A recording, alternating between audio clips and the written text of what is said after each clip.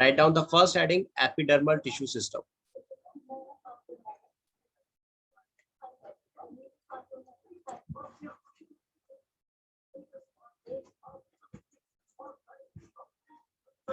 Epidermal tissue system.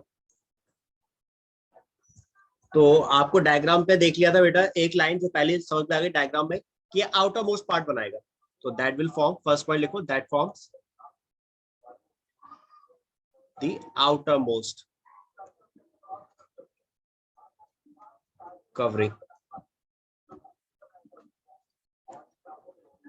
Of whole plant body.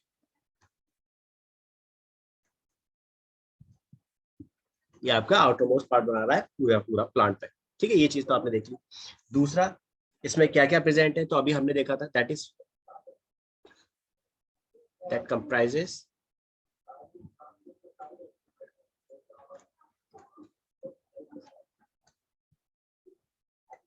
इसमें क्या क्या आ गया आपके, that is epidermal cells.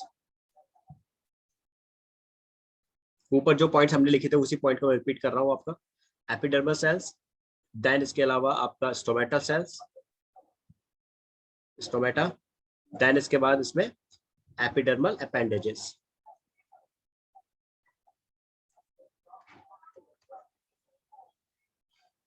Epidermal appendages और एपिडर्मल अपेंडेजेस फर्दर दो पार्ट में डिवाइड हो गए, एक रूट के अंदर, that is root hairs in root, और दूसरा trichome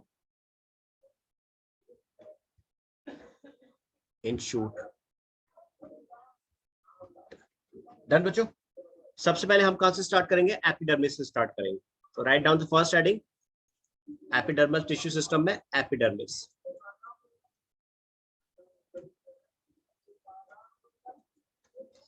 it's a first heading of your topic epidermis.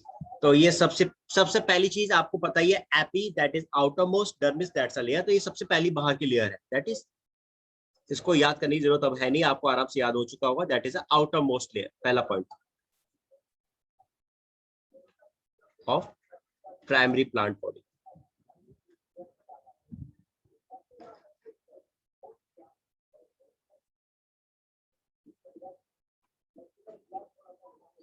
Primary plant body, okay बेटा। आउटर मोस्ट लेयर है प्राइमरी प्लांट बॉडी।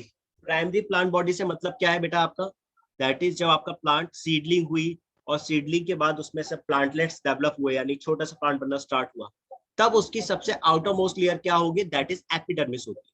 लेकिन जब वही प्लांट आपका वेल डेवलप हो जाता है, मैच्योर होने लगता है, तो एपिडर्मिस के बाहर एक और लेयर आ जाती है, दैट इज क्यूटिकल, जो आपका वाटर लॉस को बचाती है, जो आपके ट्रांसपिरेशन है उसको कम करती है, ताकि वाटर लॉस ना हो। क्लियर वाली बात बच्चों?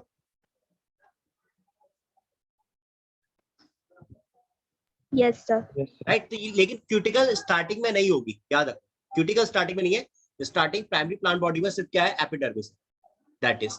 अब इसमें आगे नेक्स्ट पॉइंट आपका, एपिडर्मिस होती कैसे है, इसको देखो समझना, that is usually single layer, it's a single layer.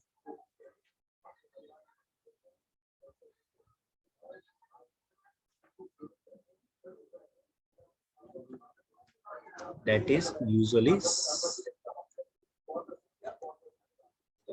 ये आपकी सिंगल लेयर है, ठीक है, दैट सिंगल लेयर होती है। अच्छा, सिंगल लेयर से एक चीज और याद आई जो मैं आपको यही बता देता हूँ, आपके रूट हेयर्स और ट्राइकॉम्स, यहाँ पे एक डिफरेंस और है। आपके रूट हेयर्स जो होते हैं बच्चों, ये होते हैं यूनिसेलुलर, और आपके जो ट्राइकॉम्स होते हैं ये होते हैं मल्टीसेलुलर। इस पॉइंट को मैंने यहीं पर आपको डिस्कस कर लिया, इट्स अ मल्टीसेलुलर स्ट्रक्चर, और root hair that is a unicellular structure.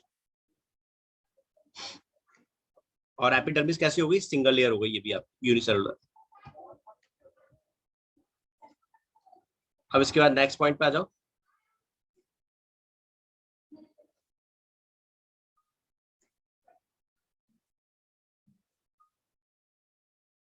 Epidermis के बारे में बात कर रहे हैं, है कैसी, शेप की बात कर रहे हैं सबसे पहले। तो आपकी एपिडर्मिस की शेप कैसी होती है, एलोंगेटेड होती है,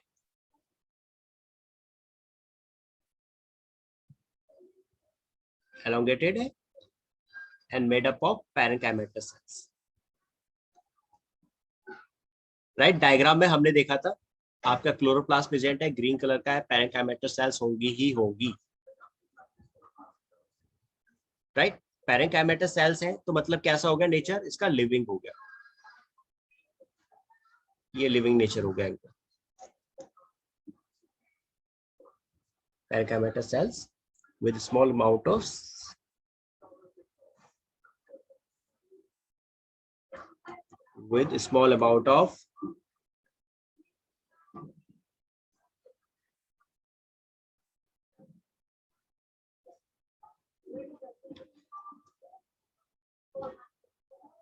cytoplasm.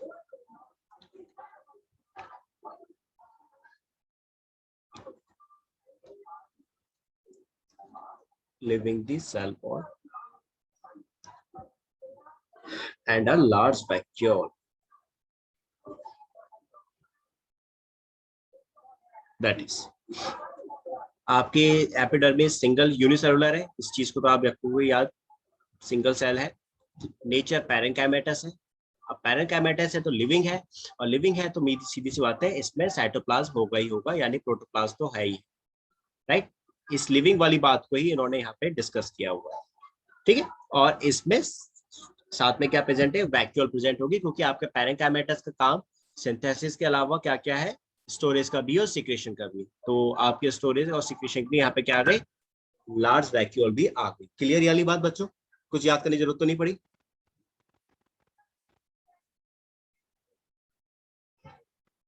सत्या, बच्चे तुम्हें आज समझ में आ रही है बात ये वाली सारी? Shilpa, are you all getting the points? Yes sir. Shilpa, you also? ठीक है। Ritika, Jhanak, Ashish, is it clear to everyone? ये वाला पॉइंट क्लियर हुआ ना? जो चीज हम पीछे पढ़ते हुए आए वही चीजें रिपीट हो रही है, राइट। कोई नई चीज नहीं आ रही, हमें बस बेसिक चीजें ध्यान रखनी थी। हमें अगर वो बेसिक चीजें याद है तो हम सारी चीजों को आराम से बता सकते हैं। आपकी एपिडर्मिस है, पैरेंकाइमेटस है, पैरेंकाइमेटस का मतलब सीधी सी बात है आपका सिंथेसिस भी हो रहा है, स्टोरेज भी हो रहा है, सिक्रेशन भी हो रहा है। तो सिंथेसिस है तो क्लोरोप्लास्ट भी प्रेजेंट होंगे, ठीक है। स्टोरेज है, सिक्रेशन है तो मींस वैक्यूल भी प्रेजेंट है, और इसमें लिविंग नेचर की है तो सीधी सी चीज है साइटोप्लाज्म होगा ही होगा। और सेल वॉल किसकी बनी है, दैट इज सेलुलोज की बनी होगी, राइट, क्योंकि पैरेंकाइमेटस है तो सेल वॉल तो सेलुलोज की होगी ही होगी, दैट इज। अब आ जाओ उसके बाद next point.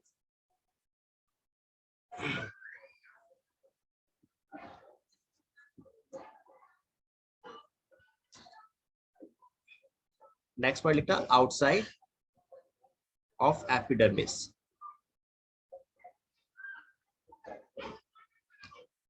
is often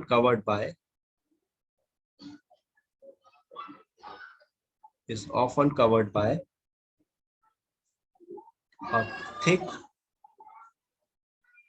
waxy layer, okay. अब आपकी यहाँ पे एपिडर्मिस के बाहर एक और लेयर आ चुकी है, that is cuticle.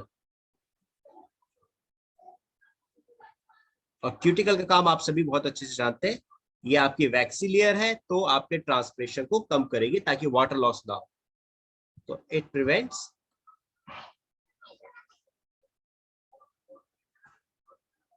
The loss of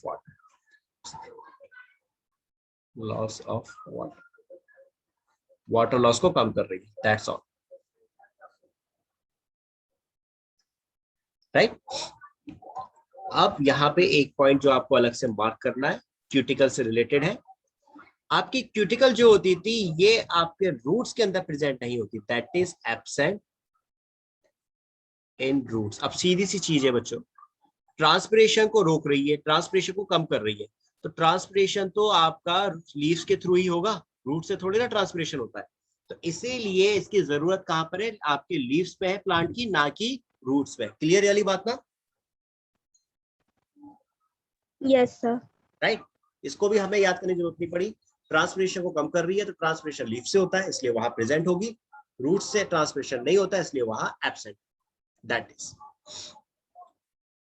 अब आ जाओ इसके बाद आपका नेक्स्ट अगला पार्ट है स्टोमेटा।